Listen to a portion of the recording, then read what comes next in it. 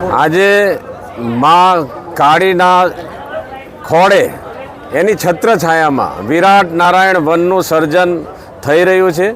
પૂજ્ય દાદા ગુરુજી જે અખંડ નિરાહારી છે, માં નર્મદાજીના જળ પર રહે છે, એમની પવિત્ર ઉપસ્થિતિમાં આપણા ગુજરાતના મૃદુ અને મક્કમ મુખ્યમંત્રી ભૂપેન્દ્રભાઈ તથા કેબિનેટ મંત્રી મુળુભાઈ અને મધ્યપ્રદેશના પણ મહેમાન એક મંત્રી કેબિનેટ મંત્રી પ્રહલાદભાઈની હાજરીમાં ખૂબ હજારોની સંખ્યામાં લોકોએ આજે 25,000 વૃક્ષો વાવ્યા છે।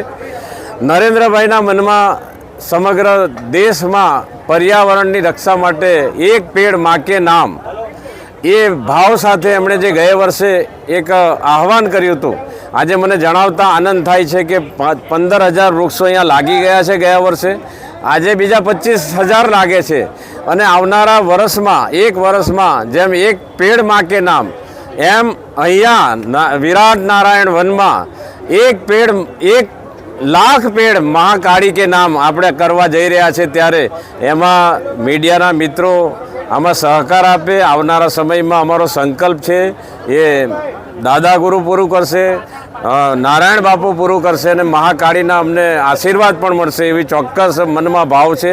એટલે આ કાર્યક્રમ ખૂબ સફળતાપૂર્વક થયો છે અને આપ બધા પણ આમાં ઉપસ્થિત રહ્યા, આભાર અસ્તુ। જ્યારે જ્યારે પણ અત્યારે દરેક પેટર્ન બદલાઈ ગઈ છે। ગરમી તો ખૂબ ગરમી, વરસાદ તો એક જ જગ્યાએ ખૂબ વરસાદ પડી જવો, ક્યાંય ટીપુય ના પડે।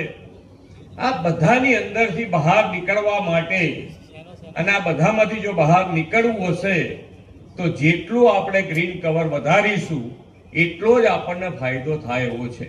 તો આ ગ્રીન કવર વધારવા માટે પણ એમણે એક અભિયાન છે, એક પેડ માં કે નામ, એટલે દરેક જણ પોતાના માતાના નામે એક વૃક્ષ વાવે, એમના ગુરુના નામે પણ એક વૃક્ષ વાવી શકે એ પ્રમાણેનું અભિયાન આજે ચાલુ કર્યું છે અને આપણે બધા એની અંદર જોડાયા છે।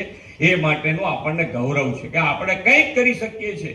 આપણે બધાને હોય કે રાષ્ટ્ર માટે એક એવા વડાપ્રધાન મળ્યા છે કે જેણે આપણા બધાની અંદર રાષ્ટ્ર ભાવના જગાડી છે અને રાષ્ટ્ર ભાવના સાથે કામ કરી રહ્યા હોય ત્યારે આપણે પણ આ રાષ્ટ્ર માટે શું કરી શકીએ, કેવી રીતે કરી શકીએ। આપણા બધાના મગજમાં એમ હોય કે જ્યારે રાષ્ટ્રની વાત આવે તો આપણને એમ જ લાગે કે સેના અને સેનાના જવાનો આપણા માટે જે કરે છે એ એટલું જ કરે, આપણે કેવી રીતે મદદરૂપ થઈ શકીએ।